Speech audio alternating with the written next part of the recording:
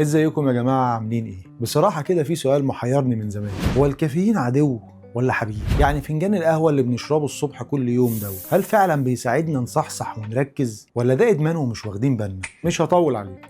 اهلا وسهلا بيكم في الحلقة الاولى من سلسلة الكافيين عشق السنين، السلسلة اللي هنعرف فيها كل حاجة عن المادة السحرية دي من اول تاريخها لغاية وصولها لينا وتأثيرها على نفسيتنا وعلى مخنا، وهنعرف هل فعلا كوباية القهوة دي صديق ولا عدو وهيغدر بيك. بس قبل ما نكمل عايز اقول لك حاجة مهمة. عارف ان اكتر من 90% من اللي بيتفرجوا على فيديوهاتي مش مشتركين في القناة؟ بذمتك دي مش حاجة تزعل؟ فلو المحتوى اللي بقدمه عاجبك وشايف ان هو مفيد، استاذنك تعمل اللايك المتين وتنزل تشترك في القناة وتفعل الجرس، عشان خاطر الحاجات دي كلها بتساعدني ان انا استمر واقدم محتوى بشكل افضل. ويلا بينا نبدأ رحلتنا ونشوف ايه حكاية الكافيين.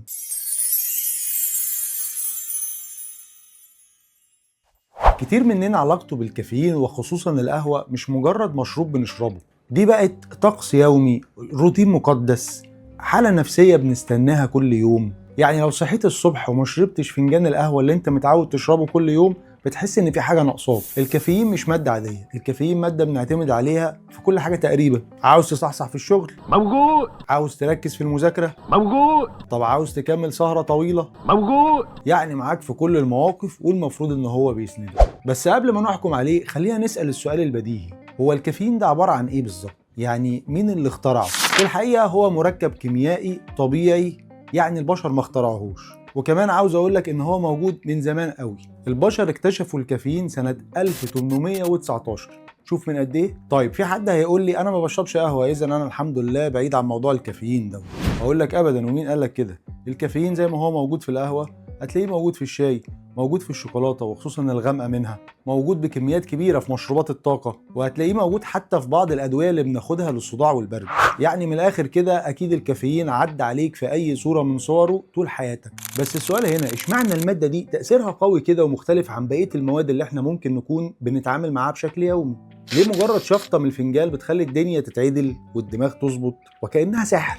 أنا هقولك ليه. ده لان الكافيين بيكون سبب في افراز مواد معينه في المخ، المواد دي المفروض ان هي مسؤوله عن السعاده وتحسين المزاج، واهمها هرمون الدوبامين اللي احنا طبعا بنسميه هرمون السعاده. يعني موضوع فنجان القهوه او كوبايه الشاي بيبقى بالنسبه لك كده كانك بتدي لمخك كارت شحن طاقه. طيب لغايه هنا هنقول الدنيا تمام، وقت ما الطاقه تفصل اشحن الطاقه.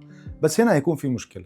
على قد ما هو ليه مميزاته كويس، بس لو زودت منه بتحصل مشاكل. يعني ممكن يقلب معاك بقلق، بعصبيه، بضربات قلب سريعه، وممكن يخليك ما تعرفش تنام. تلاقي نفسك صاحي للفجر وبتفكر في موقف حصل لك من 10 سنين وبتقول لنفسك هو انا ازاي ما ردتش عليه ساعتها؟ طب يا ترى الكلام ده بيحصل ازاي؟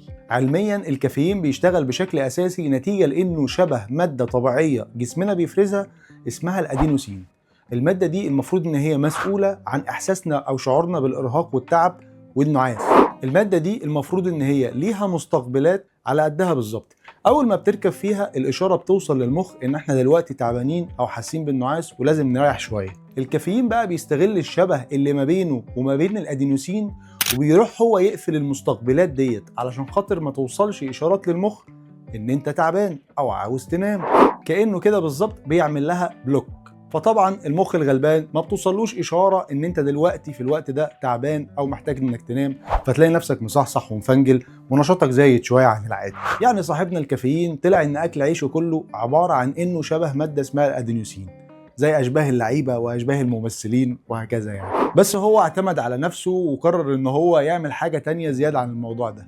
هو بيكون محفز لانتاج هرمونات مهمه جدا في تحسين المزاج والنشاط، اللي هم هرمون الدوبامين والنور ادرينالين. الكلام ده طبعا نتيجه لابحاث علميه في مجلات مشهوره. يعني الكافيين كده واضح انه طلع حدوته كبيره، ليها اول بس شكله كده ملهاش اخر.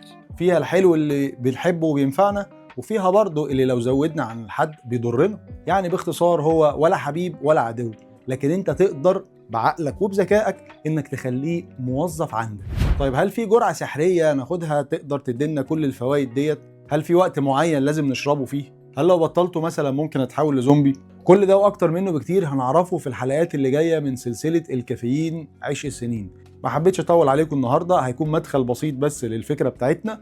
لكن عشان تتابع الحلقات ديت طبعا ما تنساش انك انت تعمل لايك متين للفيديو وتنزل تشترك في القناة وتفعل زر الجرس عشان خاطر أول ما انزل الحلقة يوصلك بيها إشعار.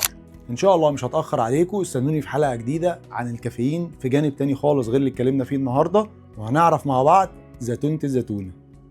سلام.